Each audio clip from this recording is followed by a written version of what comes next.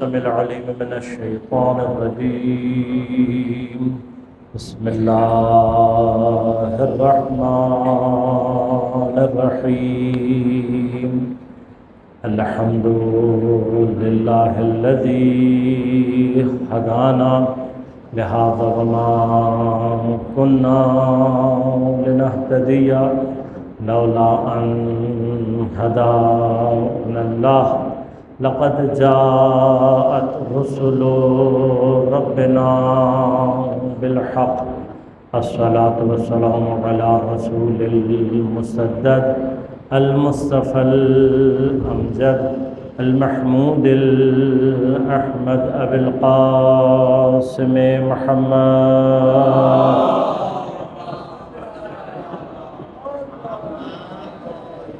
والصلاة والسلام على أسد الله الغالب غالب على كل غالب علي بن أبي طالب.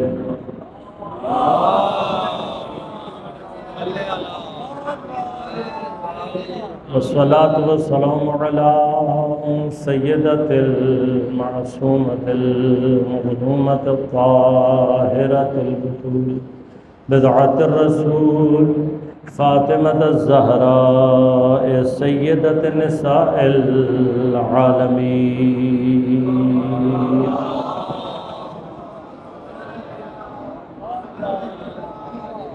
والصلاة والسلام على الحسن المجتبى والحسين المظلوم وأهل بيته الطيبين الطاهرين المعصومين المظلومين المنتجبين المنتخبين، لا سيما بقية الله في الأراضين روحي وأرواح العالمين لتراب مقدمه الفدا.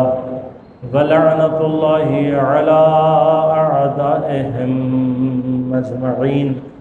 أما بعد، قال الله تعالى في كتابه الكريم: بسم الله الرحمن الرحيم. كل نفس ذائقة الموت ثم إلينا ترجعون. صلوات.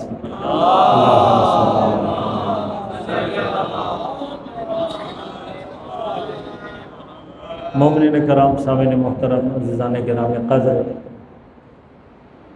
جیسا کہ آپ مستحضر ہیں ایصال ثواب کے سلسلے میں برپا کی گئی اس مجلس میں آپ کی خدمت میں سورہ مبارک عنکبوت کی مشہور و معروف آیہ کریمہ کو سرنام کلام کے طور پر آپ کی خدمت میں تلاوت کیا۔ پروردگار ارشاد فرما رہا ہے: کل نفس ذائقۃ الموت ثم الینا ترجعون۔ ہر صاحب نفس اور ہر صاحب جان کو موت کا ذائقہ چکھنا۔ ثم الینا ترجعون، اور پھر اس کے بعد صرف ہماری طرف تمہیں پلٹایا جائے۔ موت ایک ایسا موضوع ہے، عام طور پر ہم موت کے موضوع سے نسبتاً یا فرار کرتے ہیں یا ہمارے لیے دلچسپی کا اتنا باعث نہیں، لیکن جب ہم آیات اور روایات کا مطالعہ کرتے ہیں تو ہمیں پتہ لگتا ہے کہ پروردگار عالم نے آیات اور روایات میں، اہل بیت اطہار نے اپنی روایات کے اندر مومن کی جو علامات بیان کی ہیں ان میں سے ایک علامت یہ ہے: فتمنوا الموت ان کنتم صادقین۔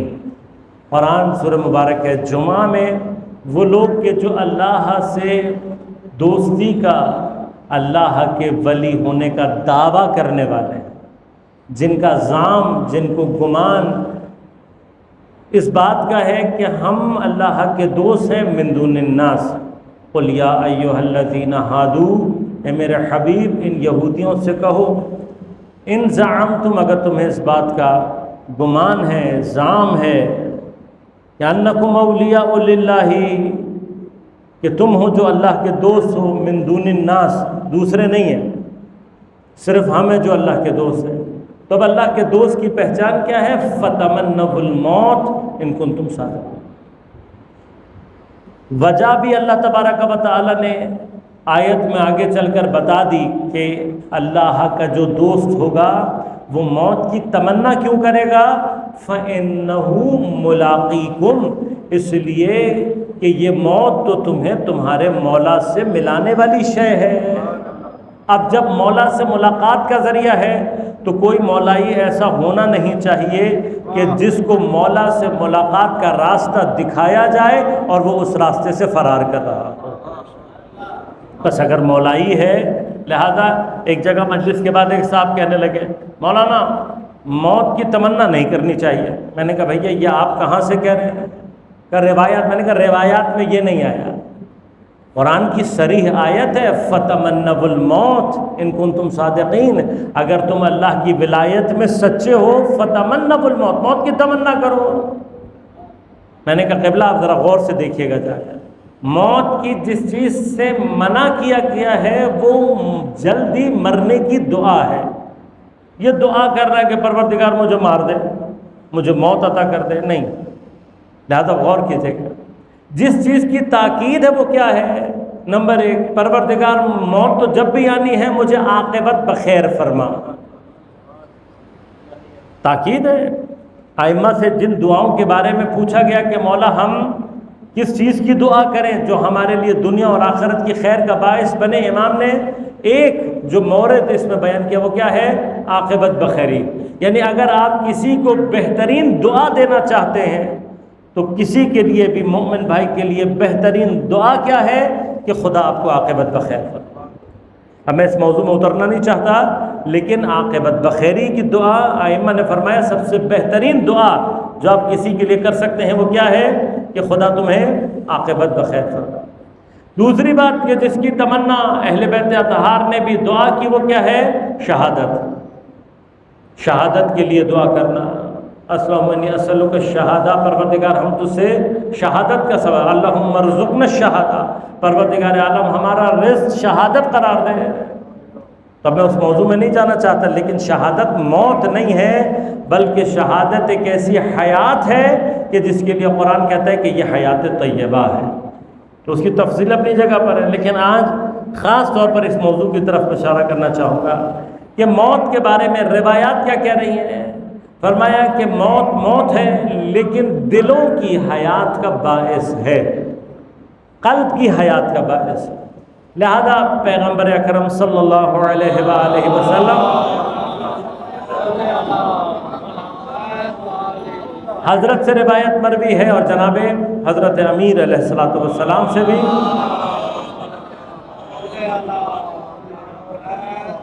اسی روایت کو حضرت سے بھی بیان کیا گیا۔ حضرت نے فرمایا کہ ان القلوب تصدع، دلوں کو بتحقیق زنگ لگ جاتا ہے، کما یصدع الحدید، جیسا کہ لوہے کو زنگ لگ جاتا ہے۔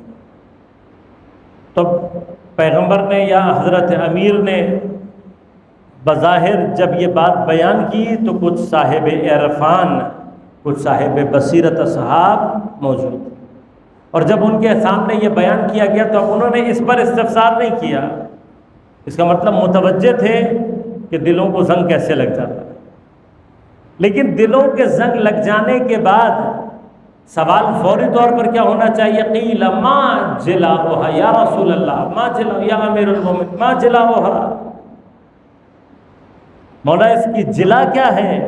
اگر دل کو زنگ لگ جائے، اس زنگ کو ہٹانے والی شے کیا ہے؟ کس طرح سے ہم اپنے دل پر سے زنگ کو ہٹا سکتے ہیں؟ فرمایا کہ ذکر الموت و تلاوت القرآن، موت کو یاد رکھنا اور قرآن کریم کی تلاوت۔ بعض لوگوں میں قرآن کریم کی تلاوت کی جگہ ذکر اللہ، ذکر الموت و ذکر اللہ، موت کا ذکر اور اللہ کا ذکر، دونوں روایتوں میں جو کامن چیز ہے، ایک جگہ قرآن ذکر کیا، ایک جگہ اللہ کا ذکر، لیکن دونوں روایتوں میں کامن جس چیز کو بیان کیا گیا وہ کیا ہے؟ ذکر الموت، موت کو یاد رکھنا۔ بس اللہ کے ذکر کے ساتھ ساتھ موت کو یاد رکھنا دلوں سے زنگ اتارنے کا باعث۔ اب میں بحث میں وارد ہوتا ہوں، لیکن ایک مرحلہ ہے، اس پہ غور کرنے کا مقام ہے کہ دلوں کو کیا چیز ہے جو زنگ لگاتی ہے؟ یقیناً ہمارے گناہ ہیں، معصیت ہے، ہمارے اندر خواہشات نفسانیہ ہیں، لذتوں کی ہوا اور حوث کی پیروی، یہ وہ تمام چیزیں ہیں جو کہ قلب انسان کو زنگ آلود کرتی۔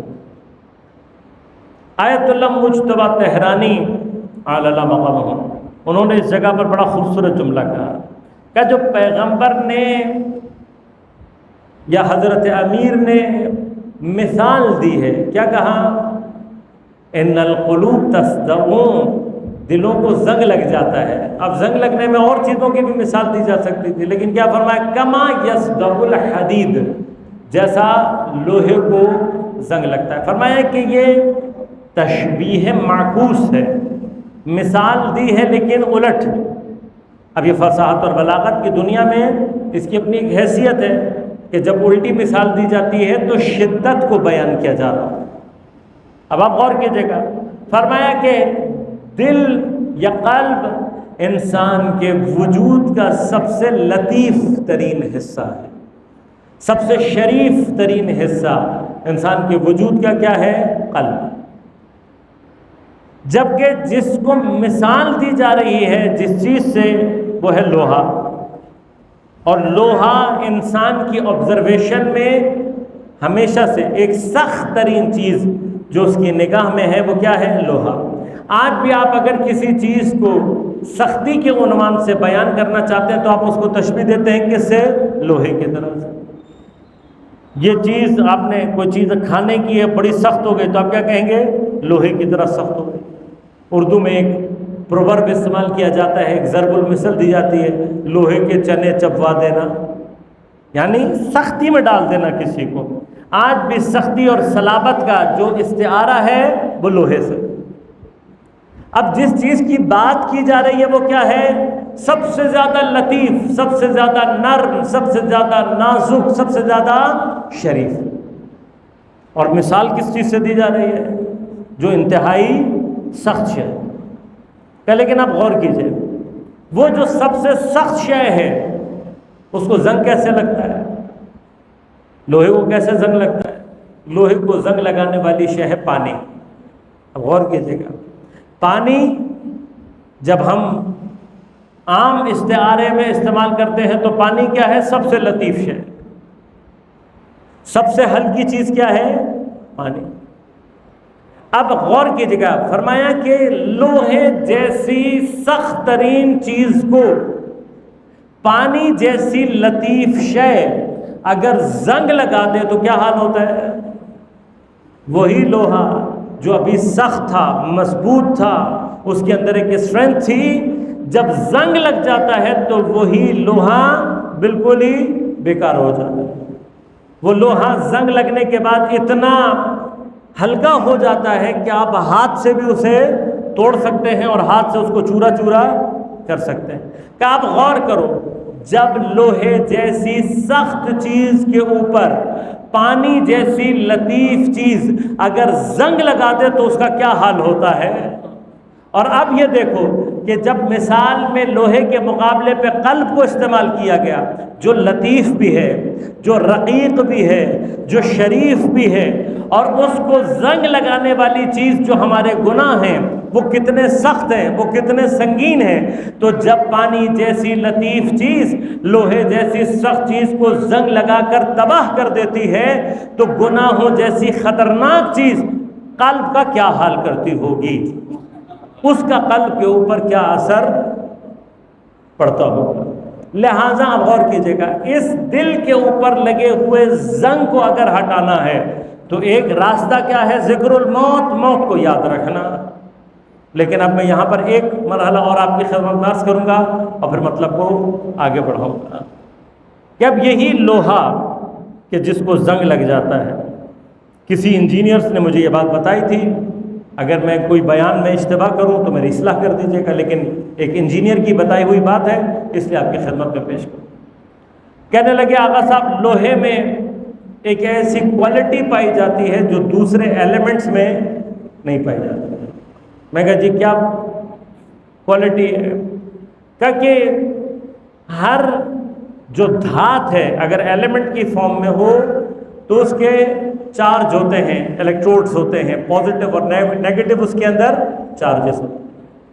کہ اللہ تبارک و تعالیٰ نے لوہا، آئرن، ایک ایسا ایلیمنٹ خلق کیا ہے کہ جس کے یہ سارے کے سارے الیکٹروڈز، یہ سارے کے سارے جو چارج ہیں یہ نظم اور ترتیب میں آ سکتے ہیں۔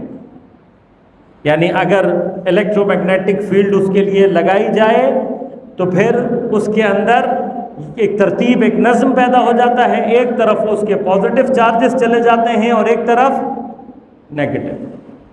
کہ اگر لوہے کے اندر یہ ترتیب پیدا ہو جائے تو وہی لوہا مقناطیس میں تبدیل ہو جاتا ہے۔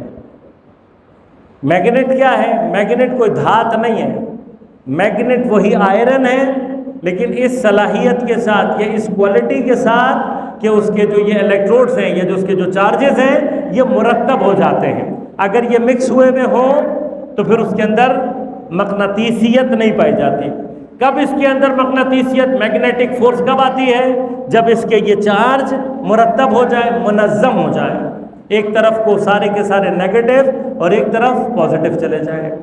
پھر کہنے لگے آغا صاحب اگر انسان کتنی ہی طاقتور الیکٹرو میگنیٹک فیلڈ بنا لے، کتنی ہی طاقتور کیوں نہ ہو، لیکن انسان 100% ان کو ترتیب میں نہیں لا سکتا۔ یعنی اگر انسان آرٹیفیشلی لوہے کو تبدیل کرنا چاہے میگنیٹ میں تو کیا کرے گا؟ ہو سکتی ہے آپ بھی لوہے کو الیکٹرو میگنیٹک فورس کے ذریعے سے مقناطیس میں تبدیل کر سکتے ہیں، لیکن یہ کبھی بھی 100% انسان اس کو نہیں کر سکتا۔ کہ اللہ تبارک و تعالیٰ نے زمین کے اندر نظام ایسا رکھا ہوا ہے کہ زمین کے اندر بعض جگہوں پر ایسی انرجی آمادہ ہوتی ہے کہ لوہا پوری طرح سے 100% اس کے چارجز ایک طرف چلے جاتے ہیں نیگیٹو، اور 100% 100% پازیٹیو ایک طرف چلے جاتے ہیں۔ تو جو نیچرلی فاؤنڈ، قدرتی طور پر جو میگنیٹ پایا جاتا ہے اس کی خاصیت کیا ہے کہ اس کے تمام چارجز مرتب اور منظم ہوتے ہیں، انسان نہیں کر سکتا۔ پھر انہوں نے مجھے یہ بات بتائی، کہا کہ آغا جو قدرتی طور پر پایا جاتا ہے، ایک تو اس کے 100% چارجز منظم اور مرتب ہوتے ہیں، دوسرا قدرتی طور پر پائے جانے والے میگنیٹ کے اندر صلاحیت دوسری کیا ہوتی ہے؟ جب وہ 100% منظم و مرتب ہوتا ہے تو کہا پانی اس کے اندر نفوذ پیدا نہیں کرتا، اس کو زنگ نہیں لگا سکتا۔ یعنی عام لوہے کو تو زنگ لگ جاتا ہے لیکن قدرتی میگنیٹ کو زنگ نہیں لگتا۔ اب یہ انہوں نے مجھے کچھ باتیں بتائیں تو مجھے کچھ چیزیں یہاں سے سمجھ میں آئیں۔ اس کا معنی کیا ہوا کہ پروردگار عالم اس نے ہمارے اور آپ کے سامنے ایک زندہ مثال رکھ دی۔ ایک ہی ایلیمنٹ ہے لوہا، آئرن، جس کی یہ دو حالتیں ہو سکتی ہیں۔ ایک حالت کیا ہے کہ جو قدرتی طور پر میگنیٹ کی شکل میں پایا جائے گا، اور ایک وہ ہے جو کہ صرف عام لوہے کی شکل میں پایا جائے گا۔ اب جو قدرتی طور پر لوہا آئرن کی شکل میں پایا جاتا ہے تو اس کے اندر دو صفتیں، کیا؟ ایک قدرتی طور پر منظم ہوگا، اس کے اندر اس کے چارجز پوری طرح سے منظم اور مرتب ہوں گے۔ دو، اسی ترتیب 100% کی وجہ سے اس کے اندر پانی اور زنگ کی کیفیت اس کے اندر نفوذ نہیں کر سکتی۔ اور جو دوسرا عام لوہا ہے، جب تک کہ وہ اپنے اندر یہ صلاحیت پیدا نہ کرے کبھی بھی اس کو زنگ لگ سکتا ہے، کبھی بھی وہ خراب ہو سکتا ہے۔ اب یہ عام لوہا اگر اس کو آپ نے میگنیٹ بنانا ہو تو ایک ترکیب اور کیا کی جاتی ہے، عام لوہے کو قدرتی مغناطیس کے ساتھ چپکا کر چھوڑ دو، یہ جتنی دیر تک قدرتی میگنیٹ کے ساتھ چپکا رہتا ہے اتنی دیر تک قدرتی میگنیٹ کیا کرتا ہے، جو اس کے اپنے اندر صلاحیت ہے، جو اس کے اپنے اندر نظم ہے، جو اس کے اندر ترتیب ہے، وہی ترتیب اس لوہے کے جو چارجز ہیں، الیکٹروڈز ہیں، اس کے اندر پیدا کرنے لگتا ہے، اور جیسی جتنی یہ ترتیب مغناطیس سے لیتا رہتا ہے اتنا ہی مرتب اور منظم ہونے لگتا ہے۔ اب جب یہ اس کے ساتھ رہ کر اس قابل ہو جاتا ہے کہ اپنے آپ کو تربیت دے دے، اپنے آپ کے اندر ترتیب لے آئے، اپنے اندر نظم پیدا کر لے، تو جب آپ اس کو جدا کریں گے تب اس کے اندر بھی وہ میگنیٹک پاور آ جائے گی جو اصل کے اندر موجود تھی، جو ابھی تک کوئی کشش نہیں رکھتا تھا، جس کے اندر ابھی تک کوئی میگنیٹک پاور نہیں تھی، اس قدرتی میگنیٹ کے ساتھ رہ کر اس کے اندر بھی یہ صلاحیت پیدا ہو جائے گی۔ بس اب آپ غور کیجئے گا، ایک ہی ایلیمنٹ ہے اگر میگنیٹ کی فارم میں پایا جائے تو قدرتی طور پر منظم اور مرتب بھی ہوتا ہے اور پانی اس کے اندر نفوذ پیدا نہیں کرتا، اور ایک ہی آئرن ہے لیکن اس کے اندر ترتیب موجود نہیں ہے۔ بس ان دونوں میں ایک صفت کے فرق نے ایک کو میگنیٹ بنا دیا اور ایک عام لوہا رہا۔ اگر اتنی سی بات سمجھ میں آ جائے تو پھر معصوم اور غیر معصوم کا فرق خود بخود سمجھ میں آ جائے گا، معصوم اور غیر معصوم کا فرق۔ لہذا غور کیجئے گا، جب پیغمبر سے اللہ تعالیٰ نے کہا نا، قل، اے حبیب کہو، انا بشر مثلکم، اے حبیب ان سے کہو میں تمہارے جیسا بشر ہوں، تو آیت یہاں پر ختم نہیں ہوئی بلکہ کیا کہا، انا بشر مثلکم یوحی الی، میں تمہارے جیسا بشر دکھائی تو دیتا ہوں لیکن میرے اندر ایک صفت کیا ہے، یوحی الی، میرے اوپر وحی آتی ہے۔ اب یہ وحی کا آنا کوئی معمولی صفت نہیں ہے، یہ وحی آتی ہی وہاں پر ہے کہ جس کے اندر عصمت پائی جاتی ہو۔ بس اب آپ غور کیجئے گا، لوہا اگر قدرتی طور پر 100% مرتب اس کے الیکٹروڈز ہوں تو پھر وہ میگنیٹ بن جاتا ہے، اور اسی ترتیب کا اثر کیا ہوتا ہے کہ پانی اس کے اندر نفوذ پیدا نہیں کر سکتا۔ تو ایک صفت اگر لوہے میں آ جائے اس کو پانی کے مقابلے پر معصوم بنا دیتا ہے۔ تو اب تمہیں کیوں نہیں سمجھ میں آیا، دکھائی ہمارے جیسا دیتا ہو لیکن اگر اس کے اوپر وحی آئی ہو تو یہ وحی اس کو اسی طرح سے پرفیکٹ بنا دیتا ہے جس طرح سے اللہ مغناطیس کو پرفیکٹ بنا دیتا ہے۔ اب جب معصوم پرفیکٹ ہو جاتا ہے تو وہ گناہوں کے مقابلے پر اسی طرح سے مقاوم ہو جاتا ہے جس طرح سے میگنیٹ پانی کے مقابلے پر ہو جاتا ہے۔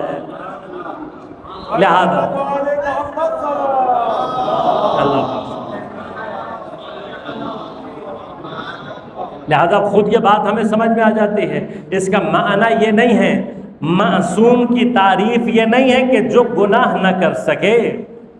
اصلا گناہ کر سکنا، گناہ کی اگر صلاحیت اور قدرت نہ ہو تو انسان کے اندر کوئی کمال نہیں ہے۔ مرحلہ کیا ہے، اللہ تبارک و تعالی معصوم کو ایسا نہیں ہے کہ وہ گناہ پر قادر نہیں ہوتا، لیکن اللہ تبارک و تعالی کی مصلحت کا تقاضا یہ ہے کہ معصوم کو بنا کر ایسے بھیجتا ہے کہ گناہ اس کے اندر نفوذ نہیں کر سکتا، یہ صلاحیت اس کے اندر موجود ہوتی ہے۔ اب غور کیجئے گا، بس معصوم پروردگار عالم کی جانب سے اس میگنیٹ کی طرح سے ہے کہ جس کے اندر یہ صلاحیت ہے کہ گناہ اس کے اندر نفوذ پیدا نہ کر سکے۔ اب معصوم اگر میگنیٹ کی طرح سے ہے تو اب جو بھی معصوم کے ساتھ آ کر اس طریقے سے جڑ جائے کہ معصوم کے اثر کو اپنے اندر قبول کرنے لگے، تو جتنی دیر معصوم سے اس اثر کو قبول کرتا رہے گا اس کے اپنے اندر بھی وہی صلاحیت آتی رہے گی، اور ایک وقت وہ آئے گا کہ جب وہ معصوم سے جدا ہوگا تو جیسی صلاحیت معصوم کے اندر موجود ہے اس کے اندر بھی آ جائے گی۔ بالکل جس طرح سے میگنیٹ لوہے کے اندر اپنے نفوذ کو اگر پیدا کر دے، لوہے کے اندر اپنے اثر کو ڈال دے تو عام لوہا مغناطیس کے اندر کے مانند ہو جاتا ہے، مغناطیس میں تبدیل ہو جاتا ہے۔ لہذا اب جو معصوم سے اس اثر کو قبول کر لے، جو کوئی بھی معصوم سے اس اثر کو قبول کر لے اور اپنے اندر وہی کیفیت ایجاد کر لے، تو اس کے اندر بھی وہی جاذبیت اور وہ صلاحیت پیدا ہو سکتی ہے۔ لہٰذا ہم نے دیکھا کہ جس کسی نے بھی معصومین علیہم السلام کے دروازے پر جا کر ان جیسا بننا چاہا تو ان کے دروازے پر بیٹھ کر اپنے آپ کو ان جیسا بنانے اور ان کی قربت میں اس طریقے سے رکھا کہ بالآخر خود اہل بیت اطہار نے آگے بڑھ کر کہا السلمان منا اہل البیت۔ یہ جو منیت کا معنی ہے وہ کیا ہے کہ یہ سلمان صرف ہمارے دروازے پر نہیں ہے، یہ سلمان صرف ہمارے ہمسائے میں نہیں ہے، بلکہ یہ سلمان وہ ہے کہ جس نے ہم سے اس اثر کو قبول کیا ہے، اس نے ہم سے عصمت کے اس اثر کو قبول کر کے اپنے اندر وہ پاکیزگی پیدا کی ہے کہ سلمان منا اہل البیت، سلمان ہم اہل بیت میں سے ہو گیا۔ بس اب سلمان کے وجود سے بھی وہی اثر ظاہر ہو سکتا ہے، البتہ 100% نہیں ہے، بالذات اور بالاستقلال نہیں ہے۔ معصوم کی طرح سے جناب حضرت سلیمان کے اندر بھی طہارت اور پاکیزگی کا اثر پیدا ہو گیا۔ لیکن اب غور کیجئے گا، اگر مقناطیس، اب غور کیجئے گا، یہ مرحلہ ہے امام زمان علیہ السلام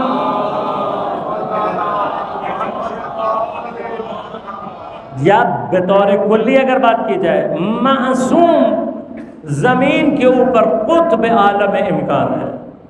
یہ قطب عالم امکان کا معنی کیا ہے؟ قطب عالم امکان کا معنی یہ ہے عالم امکان کا اگر کوئی میگنیٹ ہے کہ جو عالم امکان میں اپنے اثر کو مرتب کر سکتا ہے، وہ امام ہے۔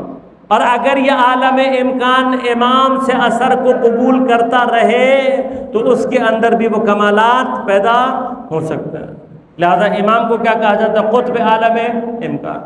اب اگر عام میگنیٹ کے اندر اللہ نے اتنی صلاحیت رکھی ہے تو سوچو جسے اللہ نے کائنات میں قطب عالم امکان بنا کر بھیجا ہو، جس کی محبت میں اللہ نے ساری کائنات بنائی۔ ابھی آپ نے حدیث قصہ کی تلاوت کو سنا، حدیث قصہ کے الفاظ کیا کہہ رہے ہیں کہ پروردگار اپنی عزت اور جلال کی قسم کھا کے کیا کہتا ہے؟ نہیں بنایا میں نے زمین کے فرش کو، ولا ارضا مدحیہ ولا قمرا منیرا ولا شمسا مضیہ ولا فلکا یدور ولا بحر یجری ولا فلکا یجری الا لاجلکم ومحبتکم۔ ان کی محبت میں، ان کی خاطر بنایا ہے۔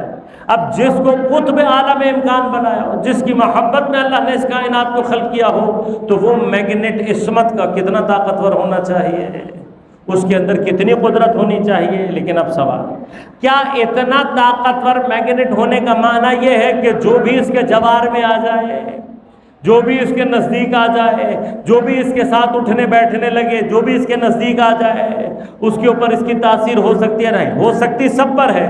لیکن ہم نے اپنے کامن آبزرویشن میں یہ چیز دیکھی کہ اگر لوہے کے اوپر زنگ لگا ہوا، اگر لوہا زنگ آلود ہو، تو جتنا مرضی آپ اس کو میگنیٹ کے قریب رکھ دیں، جتنا مرضی اسٹرانگ آپ الیکٹرو میگنیٹک فورس اس کے اوپر ڈال دیں، جب زنگ لگتا ہے تو کیا ہوتا ہے؟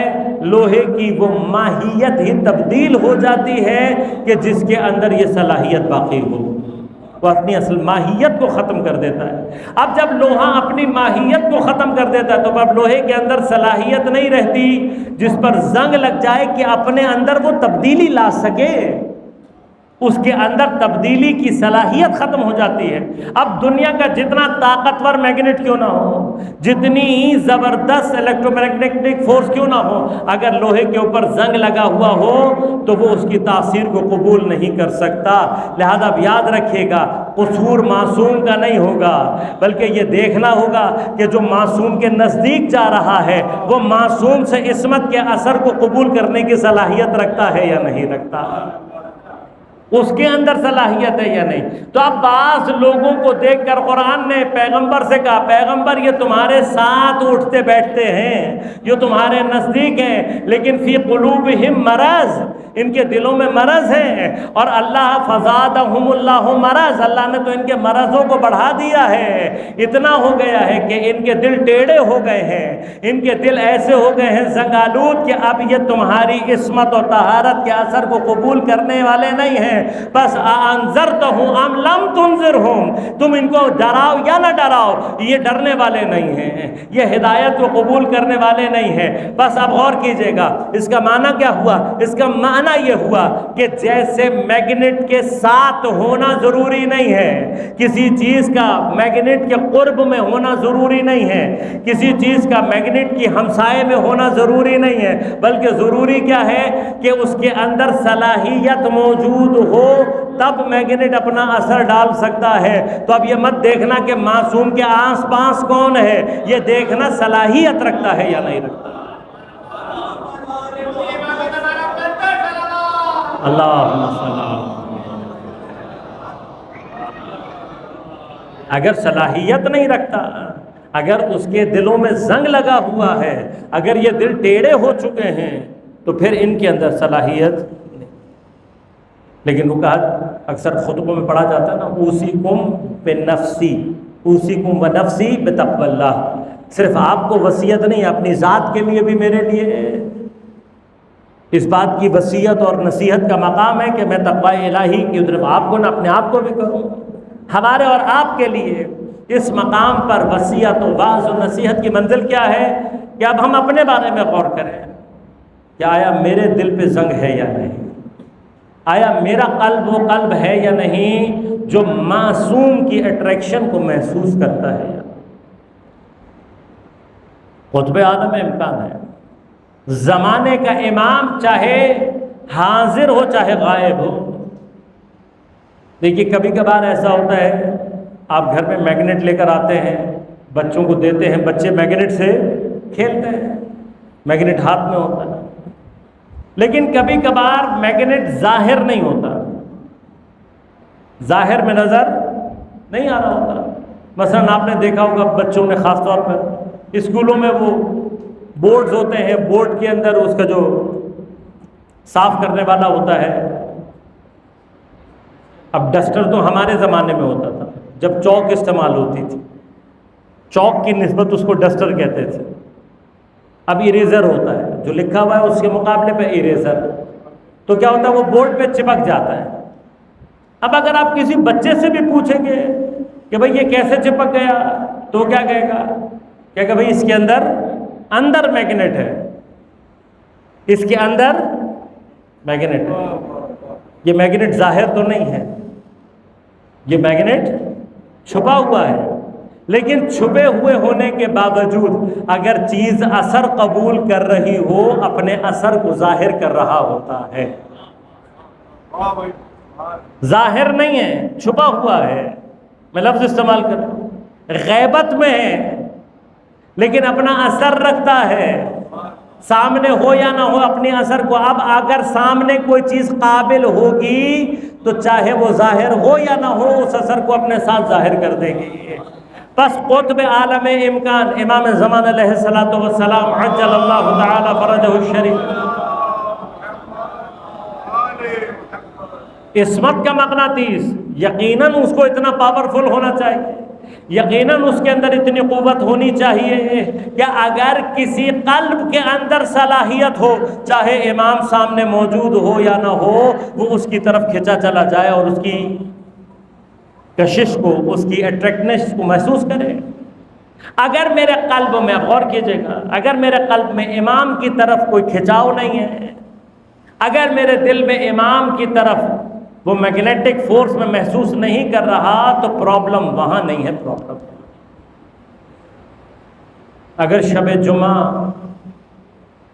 روز جمعہ، جمعے کی شام، یہ سارے اوقات آنے کے باوجود میرے دل میں امام کی نسبت کوئی غم کی کیفیت پیدا نہیں ہو گئی،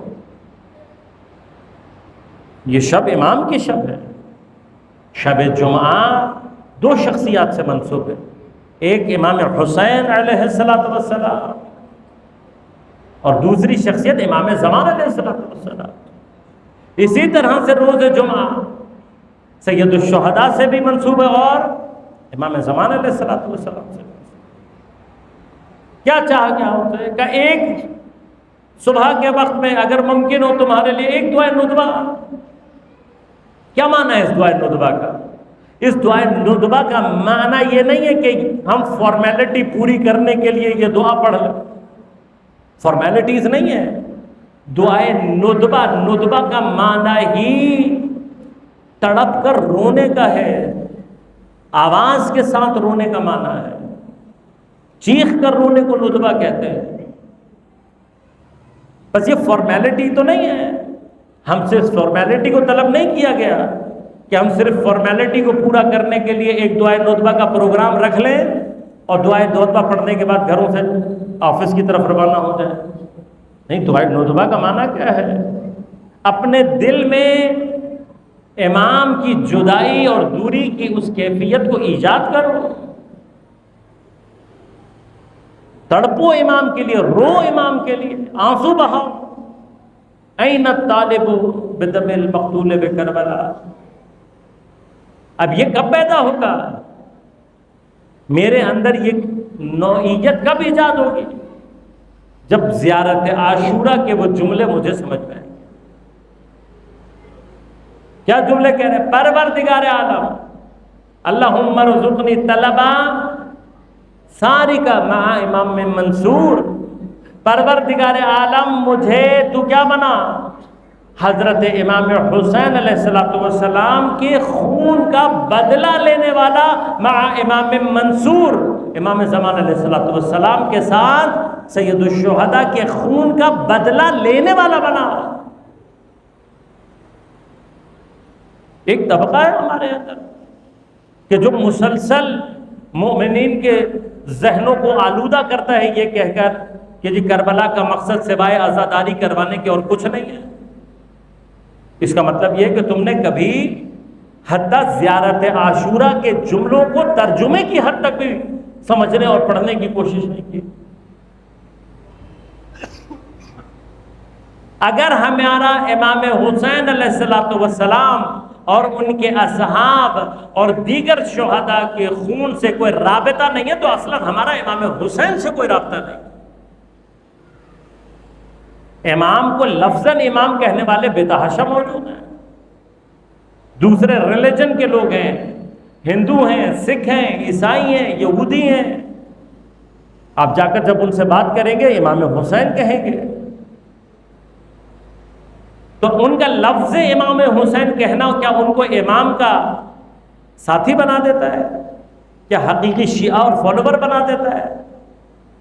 ہم کیا کہتے ہیں؟ ہمارا ان کا فرق کیا ہے؟ اسی لیے یاد رکھیے گا، غور کیجیے گا، حسینیت اپنے معنی میں فرق اور مذہب کے مرحلے سے آگے ہے۔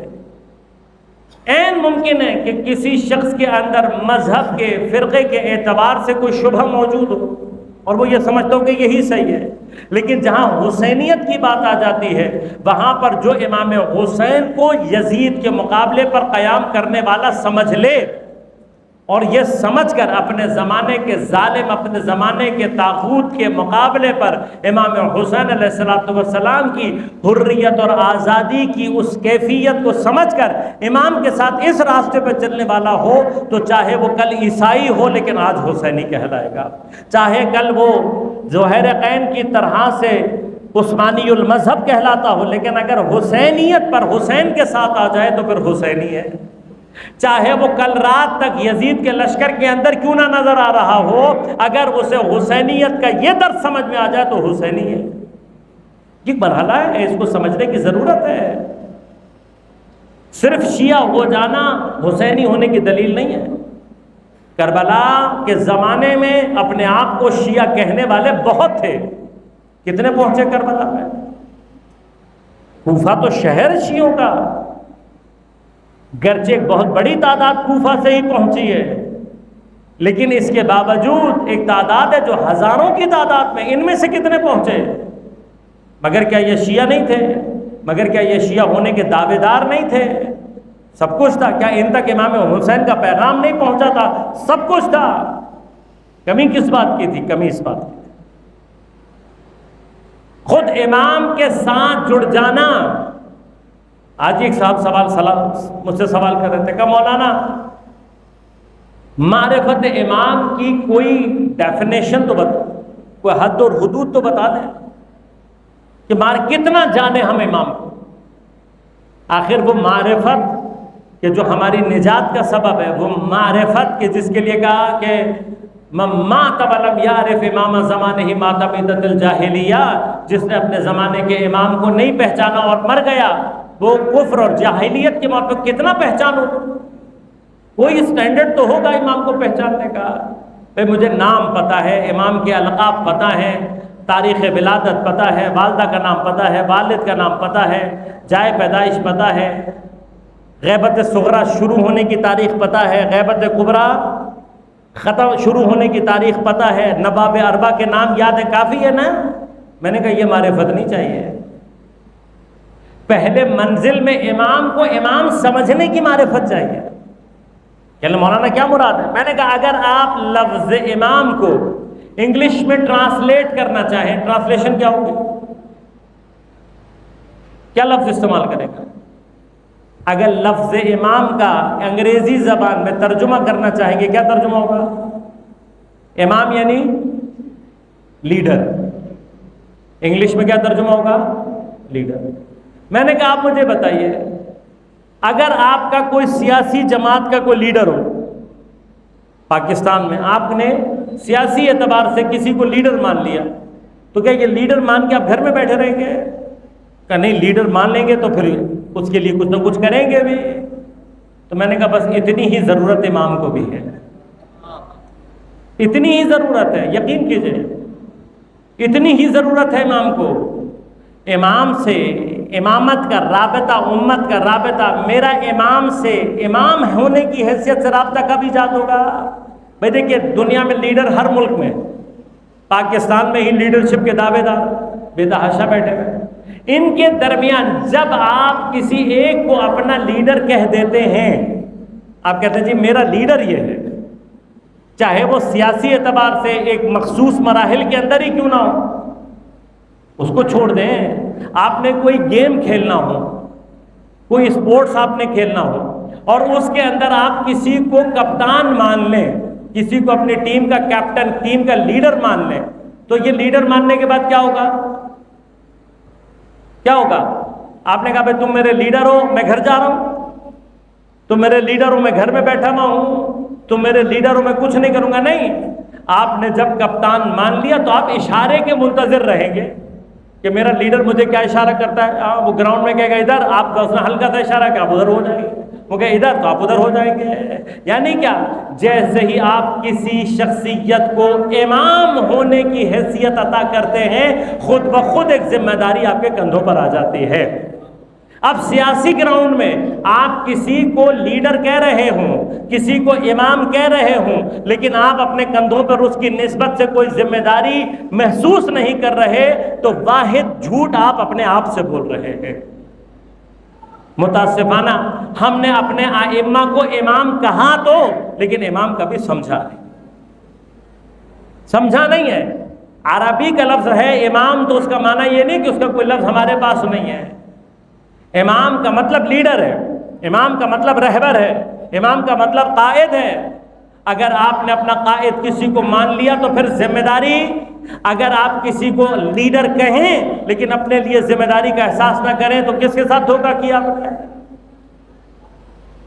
پھر کون ہے؟ ائمہ نے کس بات کا گریہ کیا ہے؟ ائمہ نے اس بات کا گریہ کیا. امام نے کہا ہم سے محبت کے دعوے دار بہت ہیں، لیکن اگر ہم آواز دیں تو اس بھیڑوں کے، یہ جو گلہ کھڑا ہوا ہے جانوروں کا، اس میں بھیڑوں کی تعداد سے زیادہ افراد نہیں نکلیں گے. راوی کہتا ہے کہ امام کے جانے کے بعد جب میں نے اس گلے میں بھیڑوں کی تعداد گنی تو 17 سے زیادہ نہیں تھی. اس کا معنی کیا ہے؟ محبت کا دعویٰ کرنے والے بہت. لیکن امام کو اس اعتبار سے لیڈر سمجھنا، قائد سمجھنا اپنا، کہ اس کی نسبت ذمہ داری. تو جب میں نے کہا تو کہنے لگے کہ آغا صاحب یہ لیڈر تو موجود ہوتے ہیں، یہ ہمارے سامنے موجود ہوتے ہیں، یہ ہمیں لائن آف ایکشن دیتے ہیں، یا کوئی چیز کہتے ہیں تو ہم اس پہ عمل کرتے ہیں. اب ان کا اشارہ یہی تھا کہ بھئی امام تو پردہ غیبت میں ہے، تو میں نے اس کی بھی مثال دے دی. میں نے کہا اگر آپ کے لیڈر کو ایگزائل کر دیا جائے، آپ کے لیڈر کو جلا وطن کر دیا جائے، دوسرے ملک میں بھیج دیا جائے، تو کیا وہ اس کے ملک سے ایگزائل کرنے کے بعد، اس کو ملک سے بدر کرنے کے بعد، اس کو جلا وطن کرنے کے بعد آپ کی ذمہ داری ختم ہو جائے گی؟ بھئی میرے اور آپ کے سامنے اگزامپل ہے نا. بھئی کسی بھی پارٹی کی لیڈرشپ کو جب نکال دیا جاتا ہے تو کیا پارٹی بند ہو جاتی ہے؟ کیا لوگ اپنے ہاتھ پر ہاتھ رکھ کر بیٹھ جاتے ہیں؟ نہیں. کیا کرتے ہیں؟ غور کیجئے گا. جب تک لیڈرشپ وطن سے دور ہے، وطن بدر ہے، ایگزائل کی کنڈیشن میں ہے، تب تک یہاں پر لوگ کوشش کیا کرتے ہیں کہ اس کے لیے ورکنگ کریں تاکہ وہ واپس آئے. اس کے لیے کوشش کی جاتی ہے. کیا ہم اپنے زمانے کے امام سے اگر غیبت کو آپ ایگزائل سمجھ لیں، اگر آپ غیبت کو جلا وطنی سمجھ لیں، تو ہماری ذمہ داری کیا ہے؟ اپنے قائد کو واپس لانے کے لیے جو کچھ کر سکتے ہو وہ انجام دو، تاکہ اپنے زمانے کے امام کی جلا وطنی ختم ہو. ایک راستہ کیا ہے؟ ایک راستہ یہ. لہذا ہم نے امام کی نسبت، یہی وہ وجہ ہے، یہی وہ کیفیت ہے کہ جو ہمارے دلوں پر اس کیفیت کو طاری ہونے نہیں دے. جب تک ہم امام کو اپنا قائد، اب آپ سے اگر غور کریں، اس پر ورکنگ کریں، سوچیں اپنے لیے. اگر آپ کا رہبر امام ہے، اگر آپ کا لیڈر امام ہے، اگر آپ کا قائد امام ہے، تو پھر آپ کو وہ پارٹی بنانی ہوگی، وہ اجتماعی حرکت کرنی ہوگی کہ جو امام کی نسبت اپنی ذمہ داریوں کو ادا کر سکے. انفرادی نہیں. لیڈر کی نسبت انفرادی کام نہیں ہوتے، لیڈر کی نسبت ہمیشہ اجتماعی کام ہوتے.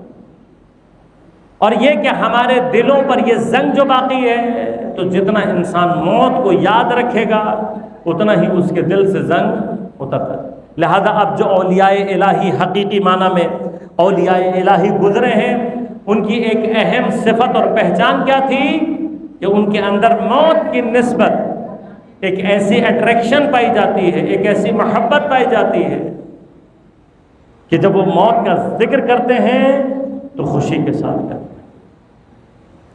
اگر ولی الہی 13 برس کا جوان ہی کیوں نہ ہو، موت کا ذکر کر کے کیا کہتا ہے؟ احلی من العسل، شہد سے زیادہ. لہذا حضرت امیر علیہ السلام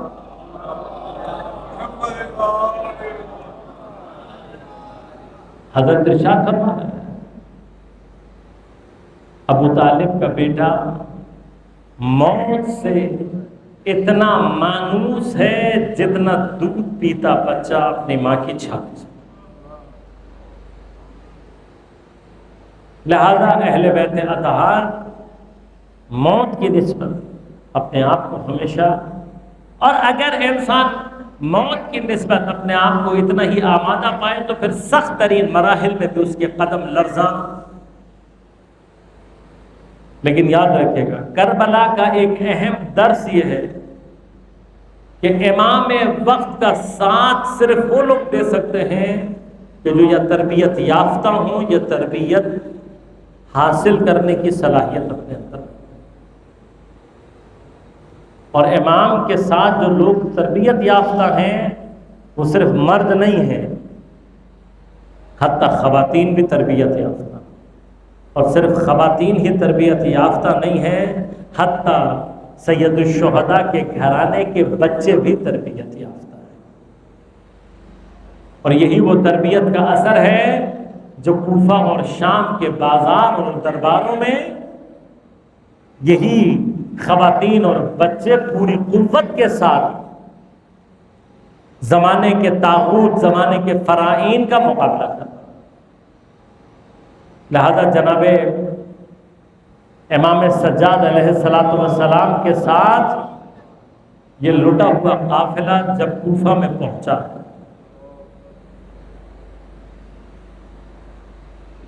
تو کوفہ کے بازاروں میں ازدحام، رش ہے. یہ رش شیعوں کا رش نہیں ہے، اس لیے کہ شیعوں کو یا ایک بڑی تعداد کو قتل کر دیا گیا، ایک بڑی تعداد کو زندانوں میں ڈال دیا گیا، کچھ کو جلا وطن کر کے کوفے سے نکال دیا گیا، اور جو بچے کچھ محلے تھے ان کے اوپر اتنا سخت کرفیو لگایا گیا تھا کہ وہاں سے کوئی ہل نہیں سکتا. اب باقی جتنے بھی لوگ ہیں وہ جمع ہوئے ہیں، اور جب ان کو پتہ لگا کہ یہ نبی کے گھر والے ہیں تو بعض رو بھی رہے، اور وہ جو اس زمانے کا ناصبی طبقہ ہے وہ یہ جانتے ہوئے کہ یہ نبی کے بچے ہیں ہل ہلا کر رہے ہیں، تالیاں بجا رہے ہیں اور تف۔ اب اس سارے ماحول میں جناب زینب سلام اللہ علیہ کا، یہاں میری بیوی خطبہ دے رہی، اور وہاں کوفے کے ہی مضافات میں ایک محلے میں ایک عالی شان محل ہے،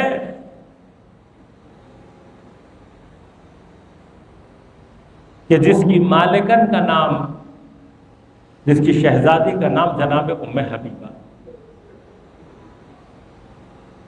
اس کے کسی غلام نے آ کر یا کنیز نے آ کر بتایا کہ بی بی کوفہ میں اسیروں کا کوئی کاروان آیا ہے اور لوگ تماشا کرنے کے لیے بازار میں جمع ہیں۔ تو کچھ کنیزوں اور غلاموں نے کہا کہ ہمیں بھی اجازت دو، ہم جا کر ان اسیروں کا تماشا کریں۔ تو جناب ام حبیبہ نے فرمایا میری شہزادی نے مجھے اسیروں کا تماشا کرنے سے منع کیا۔ تو کسی غلام نے آگے بڑھ کر کہا بی بی اس قافلے میں کچھ بیویاں ہیں جن کے سروں پر چادریں نہیں ہیں، کچھ بچے ہیں جو کئی دن کے بھوکے اور پیاسے ہیں۔ تو یہ سننا تھا، ایک مرتبہ اپنے غلاموں اور کنیزوں کو حکم دیا، انہوں نے چادریں جمع کی، پانی اکٹھا کرایا، کھجوریں اٹھائی، اور اپنے غلاموں اور کنیزوں کے جلوں میں یہ شہزادی چلی ہے کوفہ کے بازار کی طرف۔ کون ہے ام حبیبہ؟ جس زمانے میں حضرت امیر کوفہ میں موجود تھے، یہ حضرت کے گھر میں کنیز کے عنوان سے آئی اور جناب زینب سلام اللہ علیہ کی خدمت میں۔ بی بی نے اس کو قرآن اور معارف کی تعلیم دے کر آزاد کر دیا۔ جب آزاد ہوئی تو اسی تاجر سے اس کی شادی ہوئی۔ شادی کے بعد اللہ نے برکت اتنی دی مال میں کہ اس نے یہ محل بنایا، کنیزوں اور غلاموں سے بھرا، اور ام حبیبہ کو ہدیہ کر دیا، جو کل تک کنیز تھی آج شہزادی بنی۔ اور اب یہ شہزادی اپنے غلاموں اور کنیزوں کے جھرمٹ میں کوفے کے بازار پہنچی۔ اب جب اتنی بڑی شخصیت کو لوگوں نے آتا ہوا دیکھا تو راستہ دیا، اور ام حبیبہ جیسے ہی وارد ہوئی سب سے پہلی نگاہ بچوں پر پڑی۔ چہروں سے لگ رہا ہے کہ نجیب زادے ہیں، چہروں سے دکھائی دے رہا ہے شریف زادے ہیں، لیکن ننھے ننھے بچوں کے چہرے بھوک اور پیاس سے زرد ہوئے، پیاس کی شدت سے ہونٹ خشک ہیں، اور تماچوں کے نشان چہروں پر ہیں، اور بھوک اور پیاس کی نقاہت سے بچوں کے بدن لرز رہے۔ یہ حالت دیکھی تڑپ کر رہ گئی۔ ایک مرتبہ جلدی سے پانی نکلوایا، بچوں کو پانی دیا اور کھجوریں تقسیم کر کے کہا، بس ایک جملہ کہا میرے بچوں کا صدقہ ہے۔ یہ سننا تھا، وہاں سے جناب زینب نے آواز دے کر کہا خبردار بچوں، صدقہ ہم پر حرام ہے۔ یہ حسین کے تربیت یافتہ بچے ہیں، یہ بچے ہیں، ابھی ان کے اوپر تکلیف نہیں آئی ہے، ابھی مکلف نہیں ہوئے ہیں، ابھی ان کے لیے حلال اور حرام کی وہ بحث نہیں ہے۔ لیکن یہاں جناب زینب نے کہا صدقہ حرام ہے، 3 دن کے بھوکے پیاسے بچوں نے اپنے منہ سے کھجورے باہر نکال۔ ام حبیبہ ایک مرتبہ تڑپ کر رہ گئی، اتنے بھوکے پیاسے بچے، اور اپنے منہ سے کھجورے باہر نکل دی۔ کہا بچوں کھاتے کیوں نہیں ہو؟ کہا ہماری پھوپھی نے کہا ہے صدقہ ہم پر حرام ہے۔ ام حبیبہ ایک مرتبہ تڑپ گئی، رو کر کہتی ہے ارے صدقہ تو نبی کی آل پر حرام ہوتا ہے، تم لوگ کیوں نہیں کھا رہے؟ کہا ہماری پھوپھی سے پوچھو۔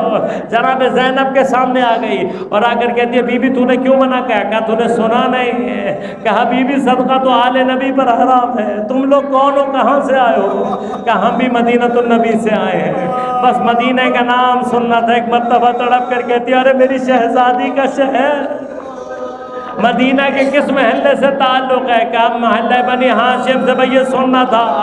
ایک مرتبہ ام حبیبہ تڑپ کر رہ گئی. کہا بنی ہاشم تو پیغمبر کی ذریات، ارے پیغمبر کا خانوادہ ہے. ارے میں تو بنی ہاشم کو جانتی ہوں، ایک ایک فرد کو جانتی ہوں. کہا تو جس کو شہزادی شہزادی کہہ رہی ہے وہ کون ہے؟ ارے کہا میری شہزادی، ارے حیا اور عفت اور عصمت کی ملکہ.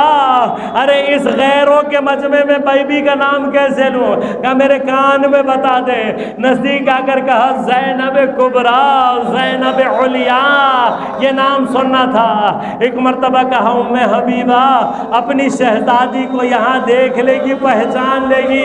کہا میں کیسے نہیں پہچانوں گی، لیکن بازار کہاں، علی کی بیٹی کہاں. بس ایک مرتبہ بالوں کو ہٹا کر کہا ام حبیبہ ذرا غور سے دیکھ. اب جو ام حبیبہ نے دیکھا، ایک مرتبہ سر پیٹ کر رونے لگی. رو کر کہتی ہے بی بی اگر آپ یہاں ہیں تو عباس کہاں ہے؟ اگر آپ یہاں ہیں تو حسین کہاں ہے؟ کہا ام حبیبہ نگاہ کو بلند کر، تجھے نیزے پر عباس بھی دکھائی دے گا، حسین کی زیارت بھی ہو جائے.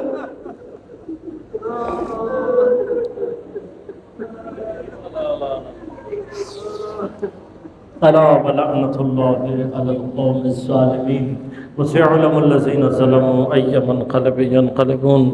بار الہ بحق زہرا وابیہا وبعلہا وبنیہا، ہماری عبادت کو اپنی بارگاہ میں قبول و منظور فرما.